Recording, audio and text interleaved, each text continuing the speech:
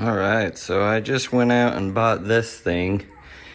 It came up for sale. It was in a guy's garage that was like 5 minutes away from my house, so I just couldn't pass it up. It's a Tormach PCNC 1100 Series 3. I wouldn't say it's totally bare bones, but it doesn't have the enclosure, it doesn't have the auto tool changer, and I think that's about it. She does have coolant, and it's also got the power drawbar, and it came with a little air compressor down there, and a vise, and it's got this chip guard thingy that goes up on the front of this, and then this little door here goes on the front. But I just got it home and got it unloaded and got my wife to let me come out in the garage for a little bit. I've run it through, made sure everything worked, everything sounds good. It's been sitting for the last 5 years. But yeah, I think it'll be a step up from what I had, which I'll have to be selling that thing to help pay for this thing. But I think it was an okay deal. Out the door to buy one of these right now is about 17 grand. Not much seeing here, just the VFD and, some magical electrical things. It's got lead shine stepper drivers, and I believe the motors are also lead shine. Which, yeah, I mean, it'll be more than what I need it for, which is pretty much just for funsies. So I'll take you over. Here's the old machine. It's the one that I made myself. I used closed loop stepper motors, which I don't know if that was the right move. Looking back, I could never get Mach 4. It's above my knowledge base. I messed with this thing for, I want to say, at least 7 or 8 years. I was messing with this with Mach 4.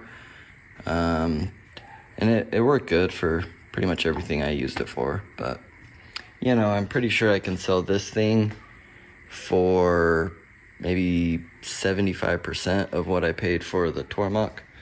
So, I'm gonna go that route. Plus, I've already got a bunch of TTS tools, and yeah, I've got everything to get this thing going. I could use it today, but I want to go through and just clean everything up. So that's what, I don't know where I'm gonna start. Probably just gonna keep going on the table.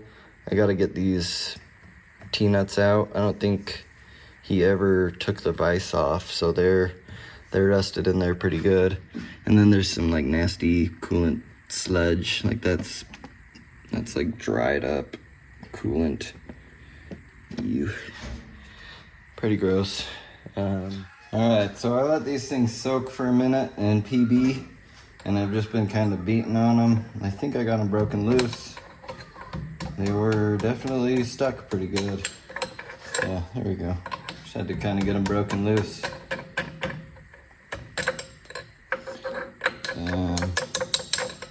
I don't know if I'll even try to save these. Probably soak them in, I don't know, kerosene or something.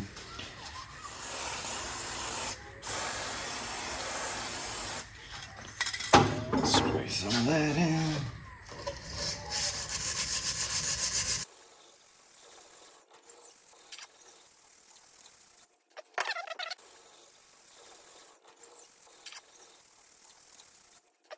So this paint is starting to kind of flake.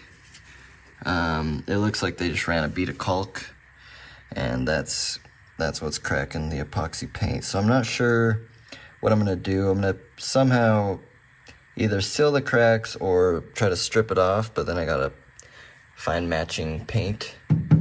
I'm sure this is some sort of epoxy paint, just based on how well it's held up after 7 years of coolant. And then over here, this looks more like paint stripper has been hitting it, but the primer is still there. Over here it's bare metal. This looks like primer, but I wonder if that's just like the sandblasted texture. It looks like primer. This looks like bare steel. Primer, bare steel. I don't know. So this is one of the drains on the table. There's one on both sides. This one's completely plugged with I don't know, dried up coolant and aluminum chips and maybe some plastic. I don't know. It's pretty gross. Just gonna vacuum that out. This side over here, not plugged up, but it's got a nice layer of some sort of schmoo. I don't know what that, just dried up coolant, I guess. This is where we're at with just steel wool and WD-40. Just really getting there, getting a lot better. It's pretty smooth. This is about the worst of it right there, where the vise was. And it's, I mean, you can kind of feel it. I haven't gone over it with the stone yet. Obviously pits aren't really gonna matter. It's gonna be the high spots that matter. So I have my stone, and I had this one ground flat and another one. I used the two, well, the other one's put back away in the box. I just rubbed them both together to get them nice and trued up, I guess. I don't know what you call it. Flat again. So I'm just gonna cover the whole thing in WD, and then take your stone, make sure it's clean. I've already wiped this and got it as clean as I can. And you hear the stone, it's just like gliding. So until it hits a little divot, it will just kind of float super smooth, just like that. So we're looking pretty good. There's a little bit of a high spot right there. See how it kind of digs in? So you just go over it till the little high spot goes away.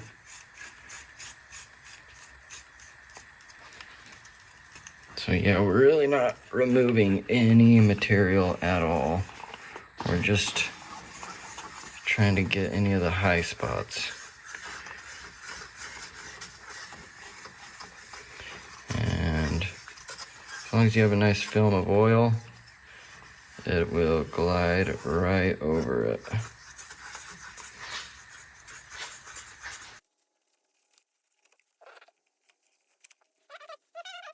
Well, I'm done, I think, with the table. This is as good as I'm gonna get it for now.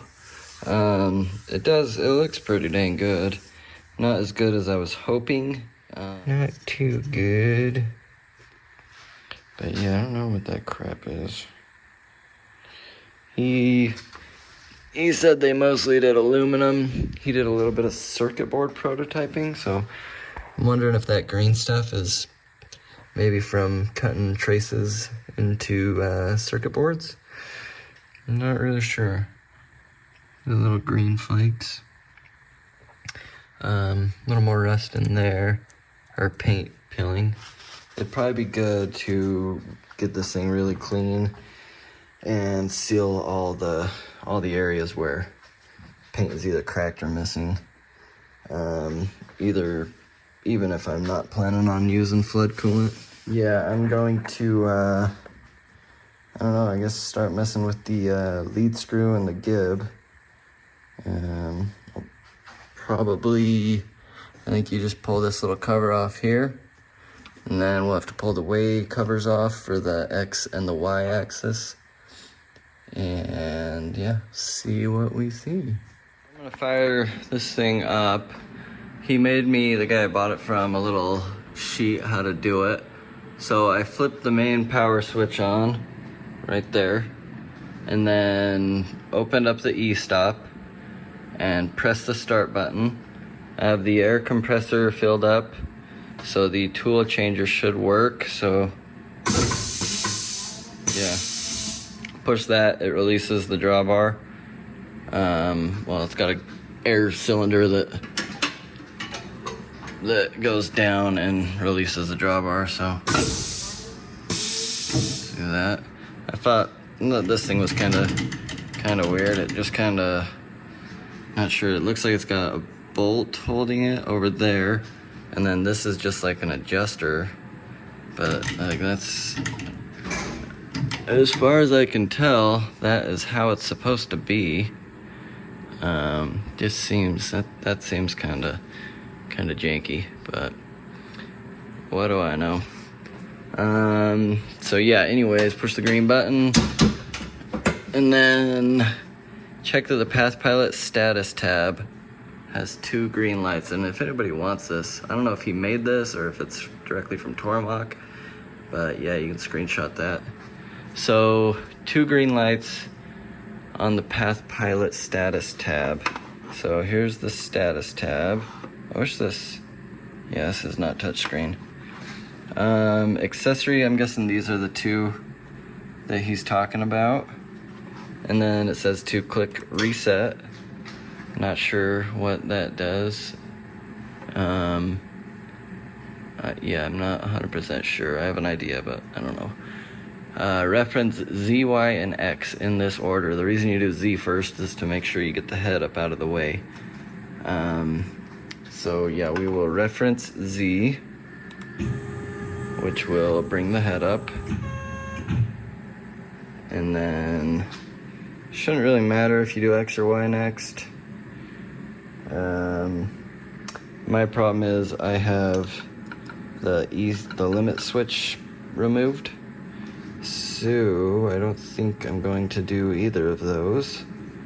I'm gonna set up some dial indicators and see how much backlash we have before I start taking anything apart that I haven't already taken apart. So let me get some indicators all set up and we'll start seeing what we see. All right, so full disclosure, I've already done all 3 axes, but I tried to hand hold it so I could go between the indicator and the screen to show you I zeroed it out and all that. But I got the Path Pilot control to work in inches, and I have a 100th of a millimeter indicator, which is about 4/10 of an inch, 4/10,000ths of an inch, a little under a half a thousandth. So what we're gonna do, I've got it set right on the bottom of the spindle nose, coming downwards, and I'm going to, let's see, I'm gonna go up to 0, which is right there, and then I'm gonna 0 my DRO, and we're gonna count how many clicks. Each click is a 1/10 of a thousandth of an inch. So 1, 2, 3, 4, 5, 6, 7, 8, and we're moving. So we have somewhere between 7 and 8/10 of a thousandth of an inch of backlash in the Z-axis. So we're gonna hurry and move this up here. I'm gonna go, wow, it's gonna take forever. We're gonna raise that up, and we're gonna go in.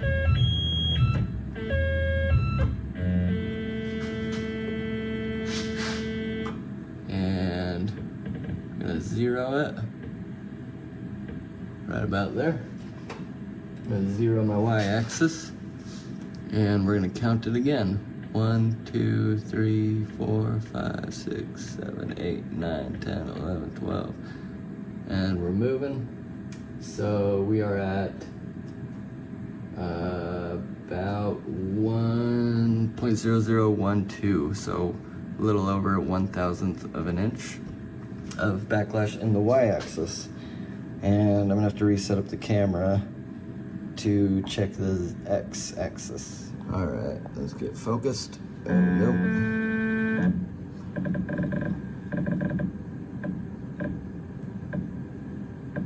Okay, there's 0. So I'm gonna 0 my DRO, and same thing. 1, 2, 3, 4, 5, 6, 7, 8, 9, 10, 11, 12, 13, 14, 15, and we're moving. So about 1.5 thousandth of an inch on the X. Yeah, and I've already checked it. I went both ways. I even checked it with the table on the other end, and it was pretty much exactly the same. So I'm thinking the gibs are probably pretty loose. Not pretty loose, but they're probably on the loose side. The guy I bought it from bought it new, and he said he never adjusted the gibs or the lead screws ever. And I do believe him. Yeah, I don't think he was lying. And looking at like the screw heads, they're the Gibbs screw heads. There's a little bit of paint on them, and it doesn't look like anybody's taken a big old flathead to them yet. Which I don't know, he might have, but he paid to have Tormach come and set it up. So I'm guessing they set it up and he started using it and just never touched it. Luckily it has an automatic oiler, so hopefully it was nice and oiled, nice and lubed up. Probably start with the tightening the lead screw angular contact bearing, so I'll bring it back once I get that apart to a point where I can show you something, and we'll see what we got. So I've got a little wood chisel here. This stuff, it's like a rusty grease kinda gross.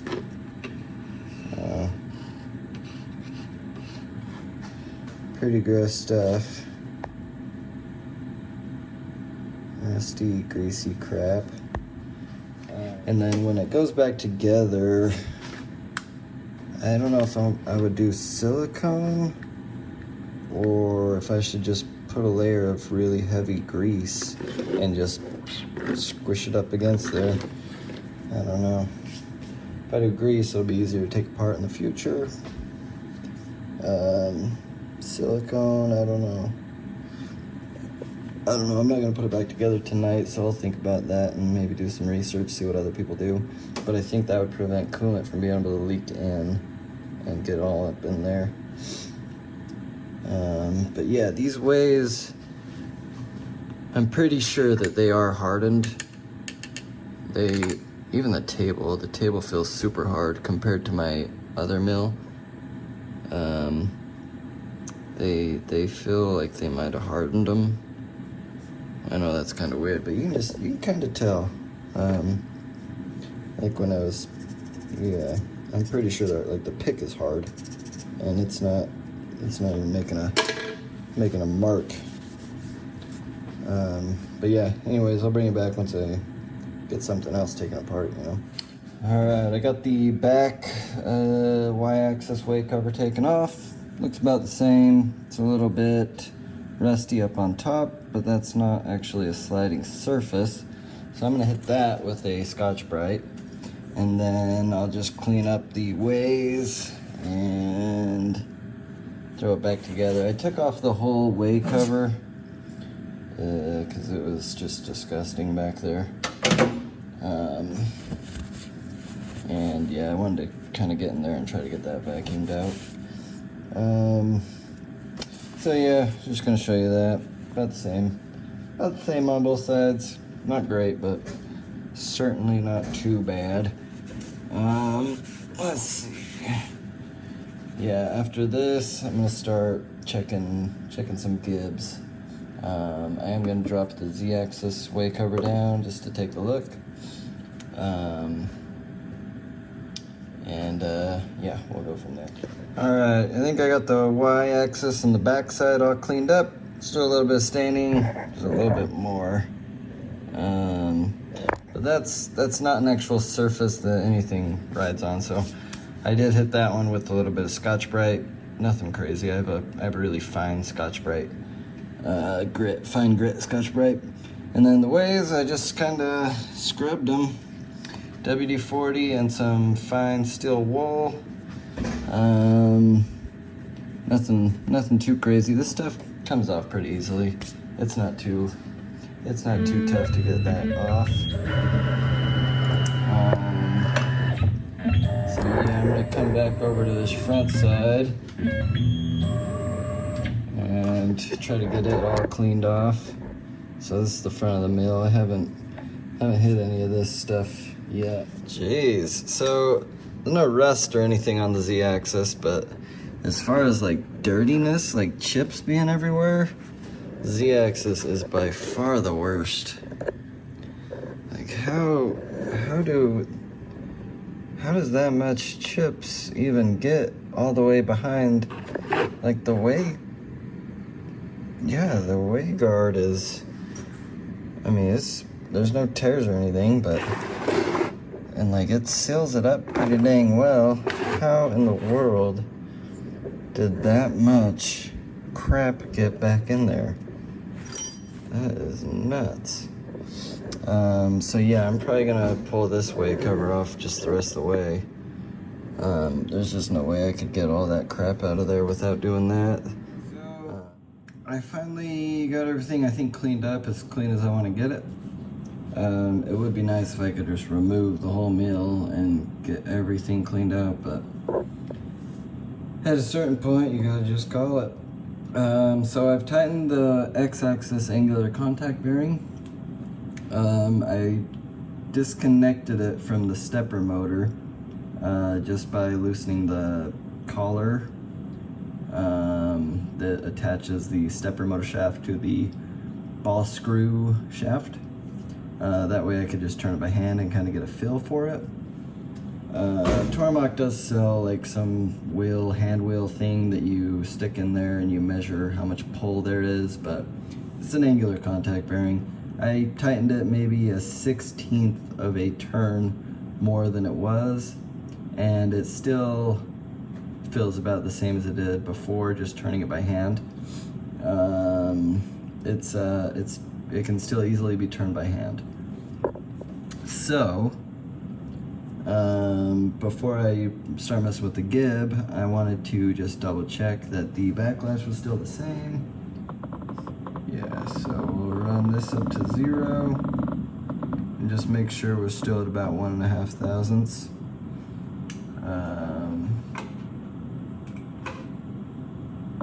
Okay, so let's see.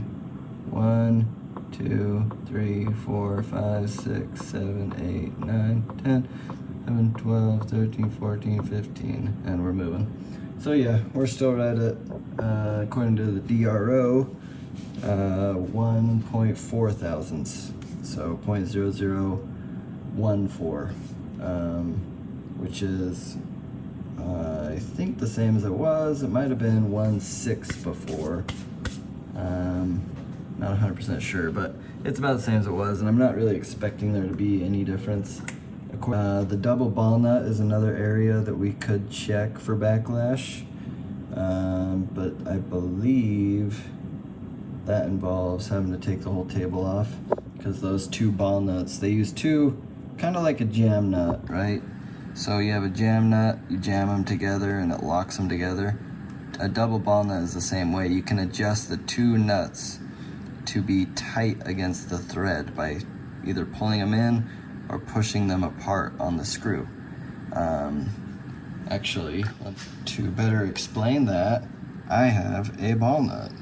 So here's a double ball nut and the ball screw. So this is for my other CNC mill that I'm gonna sell. And so right here, this is its own nut, and this is its own nut. And this is a spacer. So on this style, it's got these little set screws in here, and you can adjust one and you can tighten one and loosen the other, and it will rotate this, and it will put pressure squeezing, or yeah, I believe it presses them apart, and that just removes any backlash or any play from the nut to the screw. And this is a pretty nice ball screw and ball nut. The really super cheap ones, you have to put little shim spacers in between, and they're kind of a pain. This one you can just adjust. So I was gonna use this one on the, I think on the Y-axis I was getting a lot of backlash, just because I used super cheap ball screws and ball nuts. But I mean, that was my first CNC anything, and I didn't want to go crazy diving in, spending a bunch of money on something I had no idea what I was doing with. But yeah, that's the fun of it. You gotta upgrade as you go. Anyway. So right here is what I'm talking about. This is how you adjust the angular contact screws. They are just two jam nuts jammed together, and then there's a they're castellated nuts, so it's got this little locking washer that you have to bend over to lock it back in place. But I have loosened these 2 screws so that I can rotate this by hand. Actually, I just tightened this one back up so that I could do the backlash test, but I loosened that back up and then I can rotate it by hand. That way I can actually get a feel for how tight everything is. I can't quite get it in there at this angle. But yeah, that's what I'm gonna do. So I'm gonna loosen that back up and then I'm gonna start adjusting the gib, which will entail, I think this is the thick end over here. So I'm not gonna touch that one yet. I'm just gonna loosen, there's a screw on the exact other side. Looks just like this one. I'm gonna loosen that one, tighten this one, which will wedge the gib in, which will take up any play if there is any play. Here's what I was talking about, being able to turn this by hand. You can just rotate it by hand. So what I've done so far is I loosened this side over the right side, if you're looking at the machine, a 1/2 turn, and I tightened the fat side of the gib a 1/2 turn. So that's really a pretty minimal, pretty small adjustment.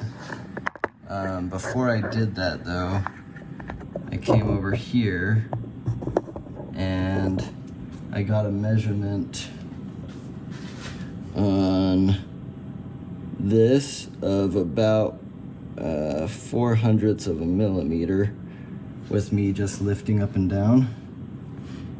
So now we're at 1, 2, about 0.03 of a millimeter when I push up and down on it.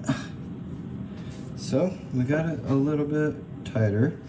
I can still move the screw by hand just fine. So that tells me the table, the gibs and everything are not very tight, or not too tight anyways. The way Tormach says to do it is, I don't know, to me sounds like it would be over tightening. They want you to test the backlash, which we've done, and we're getting about 1.5 thousandths, and they want you to tighten the gib until the backlash starts increasing, and then back it off to the point right before the backlash started getting worse. So let's do that real quick. What we'll do is I have to tighten this screw back up, and we'll zero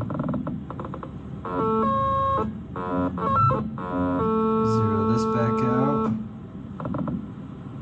Okay, 0 RDRO,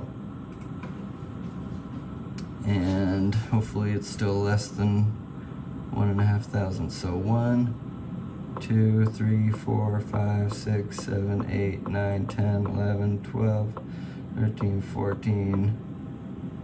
Yeah, we're still right at 14. So Tormach's instructions are to tighten the gib a little bit more. So I'm gonna do that real quick. So there is another 1/2 turn. Why isn't this thing focusing? In here. There we go. Okay. So there's another 1/2 turn. And we're gonna zero this guy. And we'll zero our DRO. 1, 2, 3, 4, 5, 6, 7, 8, 9, 10, 11, 12, 13, 14, 15, 16, 17. So we're at about 16 to 17. So it did get worse. So I'm going to loosen the gib until I get it back down to 1.4 thousandths of an inch. And I'll bring you back. All right, so we're about 1/4 of a turn tighter than we were when we started. Let's see. Unwind it a little. We'll set her back at 0. Here. And we'll back it off. 4, 5, 6, 7, 8, 9, 10, 11, 12, 13, 14, 15. Right there. So somewhere between 1/2 and 16.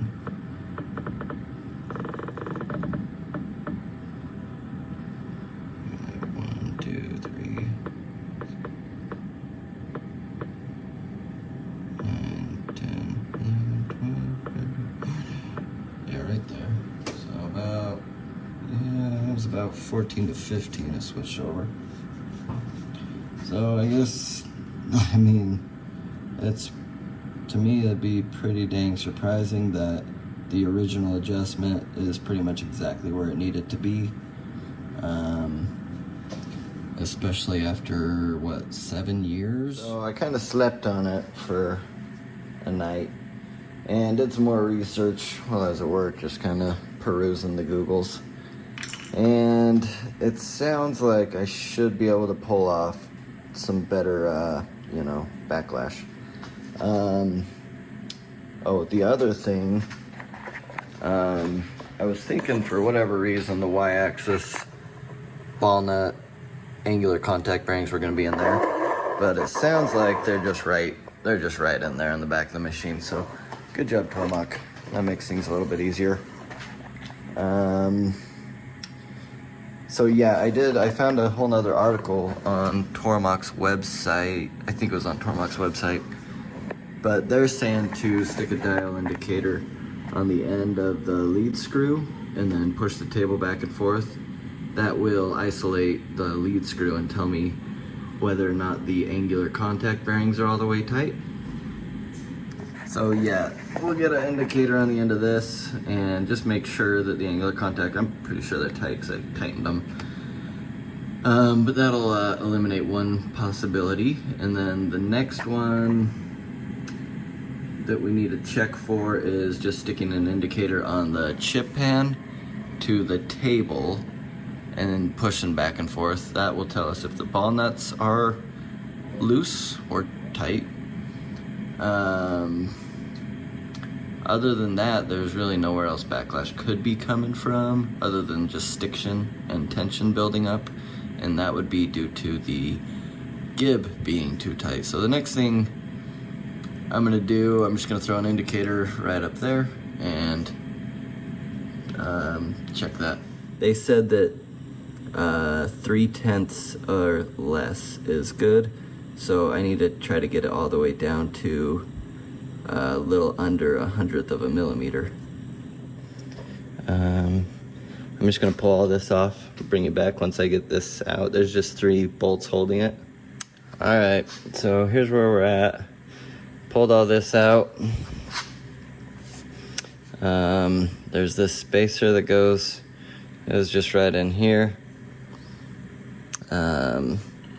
And then this little back stopper deal.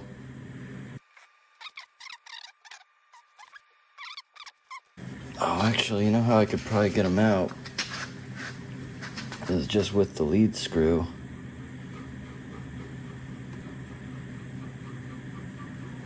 Just thread the lead screw back over this away. And then we'll push the table. Alright, so I got the bearings out. I just unscrewed the ball screw over and then pushed the table into the ball screw. And it popped the bearings right out. Now they're kind of stuck on the shaft. There we go. Alright, so here's what we're looking at. There's the spacer in between. So the idea is the spacer holds the outer races a specific distance apart. And then when you clamp these nuts, it pins the inside races together. And the idea is that they'll be squished together and there should be 0 play, which I don't think there is any play. So I do think it is good. Make sure you keep these really clean because they are not sealed bearings. So we're just gonna do that, shut that there. There's a nice amount of grease, and the grease it looks clean. Like I would think that if, these are 7202B/P6, so it's precision 6. So it says SLC and then D I've never heard of, if SLC is the brand, I don't know, but there's no other markings that I can see. All right, I guess I could have probably done this sooner, but I've got the indicator on the table and then on the lead screw nut, and there is indeed zero play. So it is not the angular contact bearings. The interesting thing is I can hear it. So I can hear whatever it is that is loose. It's just a matter of finding out what it is that's loose. Let's see, so if the ball nut was loose, yeah, it could definitely be the ball nut, right? Just doing some thinking in my head. So what I've done, I loosened up the lock nut, and I'm going to tighten up the jam nut. So I loosened it up to where I think it's a little bit looser than it should be. That way when I tighten the jam nut, they say in the instructions that it will also preload the bearing a little bit. So you're trying to kind of get it just right. So let's see.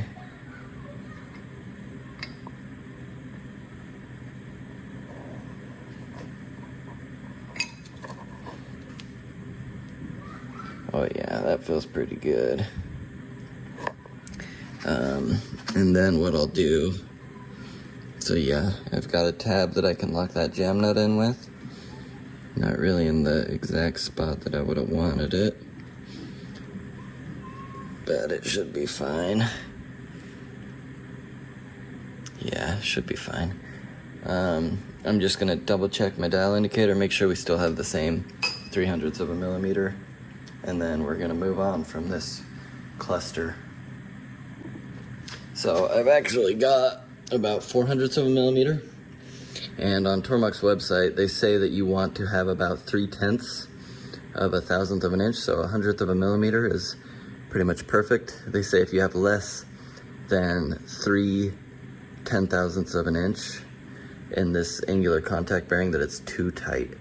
So I kind of forgot about that, but as I was checking it, I now have 4/100 of a millimeter, and it kind of reminded me that Tormach says that we're supposed to have less than, it needs to be less than 3/100 of a millimeter, or 3/10,000ths of an inch, or right around there. It says if there's no play, it's too tight, and if it's over 3/100 or 3/10,000ths, that it's too loose. Because I know these bearings are already broken in.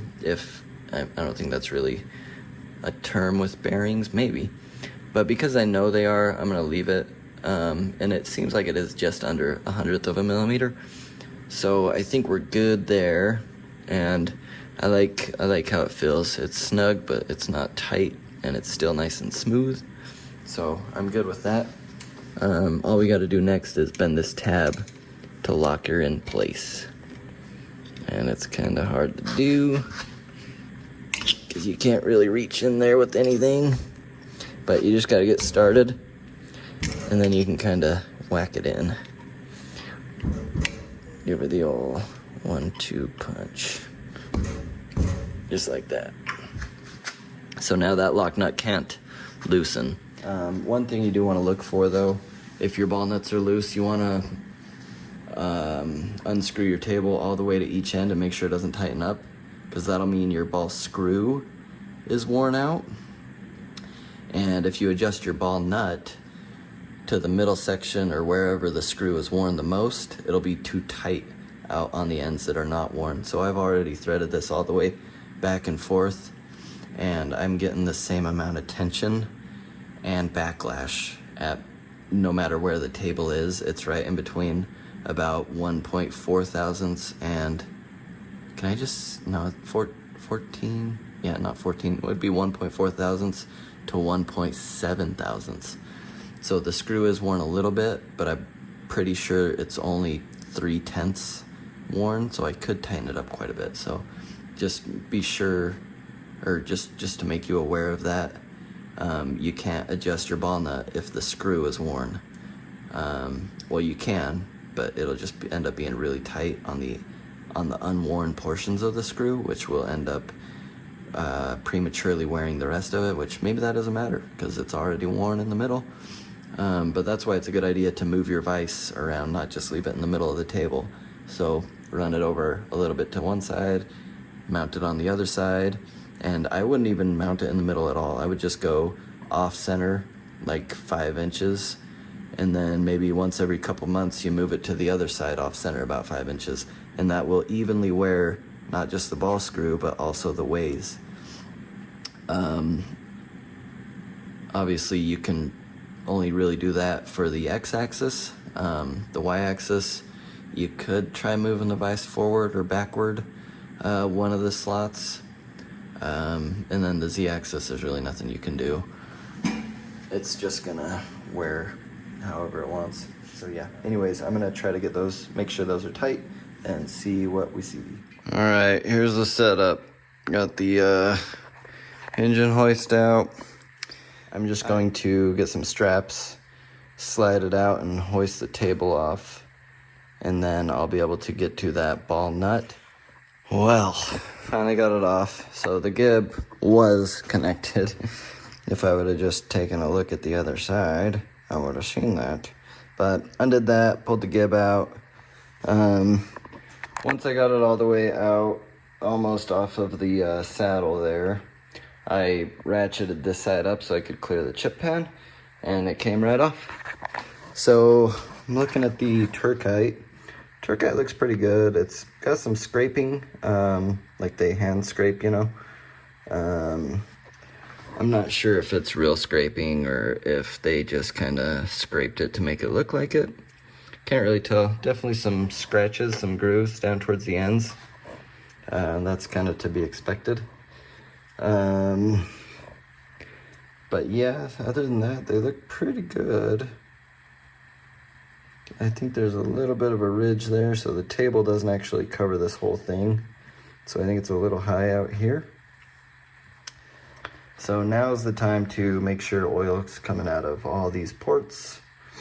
This is not resting on the ball screw, just so you know. I've only got one leg, so kind of being careful that this thing doesn't tip, but if it does tip, it's not going too far. So what we need to do now, yeah, I think I can feel that same little bit of play inside of there, and it's real loose. Slide the ball nut out, and then I can make my adjustments. So that is what I will do. Just gonna undo all these Allens, and we're just gonna slide it out a little bit, and then I'll make that adjustment, assuming it's not the crappy style that uses a shim. I don't think it is. I think that these are the adjustable kind where you can just screw some set screws. But yeah, I don't think the screw is worn very much. I'm sure there's a little bit, but screwing it all the way in and out, it feels the same at both ends as it does in the middle. But we'll find out. I'll get it tightened up, and then I'm gonna run it all the way to each end of the travel, just to make sure it's not too tight. Then we're gonna clean all this up, get the screw cleaned off before I take anything else apart. And while I have the table out, I'm gonna come underneath and we're gonna clean. Oh, it looks pretty good actually. But yeah, you see that line right down the middle of the way? That's where that oil groove is cut into the Turkite. This stuff's called Turkite. It's like a PTFE filled plastic. They use it on a lot of newer modern machines. Back in the day, it was just cast iron on cast iron. And that's why scraping was so important. The scraping, all these little scratches, those are there intentionally. They're meant to hold oil. So the good news is I can see scraping across the entire thing. The only place that's kind of starting to go away is right here and right here on this edge. And there's a little bit of grooves where a chip probably got stuck and just dragged in, but it's not terrible. Well, I got her out. I had to undo these bolts so it'd be loose, and what else? Yeah, that's about it.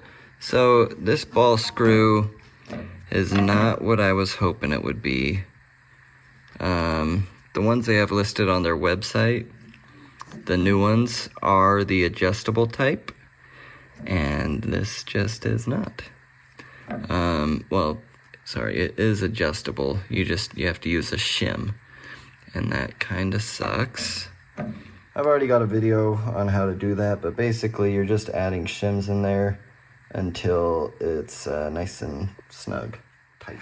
All right, so I've got a 1.5 thou shim in there, and as you can see with the shim, our groove is lined up just right. Now if I take the shim out, this screw can tighten in further, which makes this unaligned. It tilts it over here just a tiny bit, and these little guys are what lock it into place.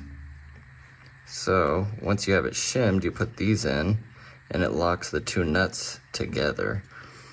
So the problem is this spacer is ground a little bit too small, or the ball bearings have worn just a little bit.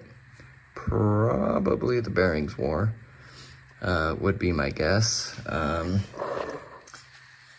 Get my tripod kind of set up, so the balls being worn means, so right now, even with the 1.5 thousandth shim, this nut will still spin perfectly freely all the way to either end. And that's about how much backlash we had, was 1.5 thousandths. So that tells me all the backlash, or at least most of it, was in this here ball nut. So without that shim in there, see if I can show you. Without the shim in there, these are off. It's not lined up anymore. So it needs that shim to be lined up and still be tight. So ideally I would just have a new ring that's 1/1000 thicker, but I don't. So the next best thing is to just stick a, I don't know if I want to do a 1/1000th or a 1.5 thousandth. I might start with a 1.5 thousandth shim. This one is a little bit different than the Chinese ones because the spacer here is split, so you don't actually have to take it all apart.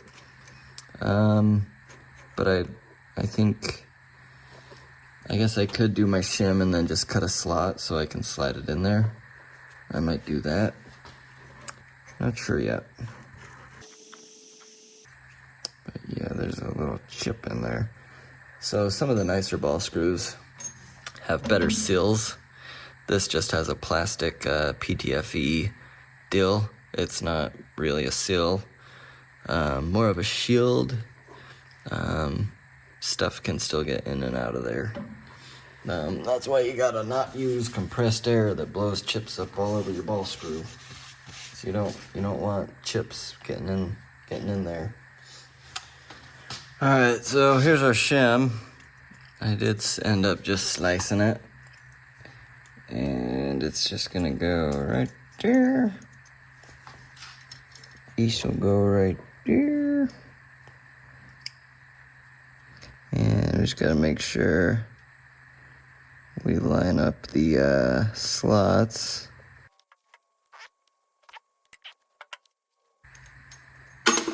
Gosh, dang it.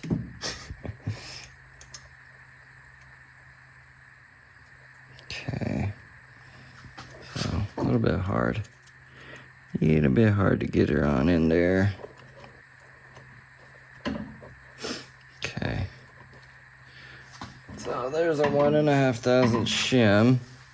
And it looks like the slot's lined up pretty dang well. And this thing still rotates. It feels a little bit snugger than it did. Ugh, man. Lefty loosey. I think what I'm gonna do, I'm just worried that somehow this is going to get like overlapped, and then we've got a little section with 3,000. So I'm gonna snip just a little bit more, just to give myself a little bit of room, and then I'm gonna throw it in there.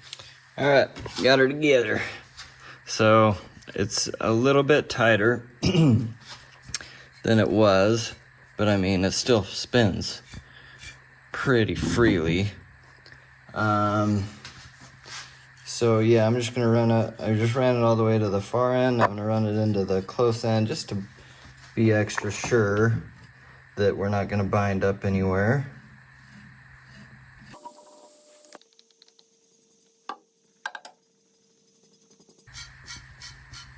Yeah, it's looking good. Looking good in the freaking neighborhood. It only took forever. Yep, now I'm just gonna slide her back in there. All right, got everything cleaned up, tightened up. The screw has been great. I made sure I've got oil coming out of all of the ports I could check up here. Oil started dumping out of the Z-axis. I didn't really check the Y. It's a little wet, I think. But yeah, I'm gonna go ahead and probably put you on time lapse, sliding the table on.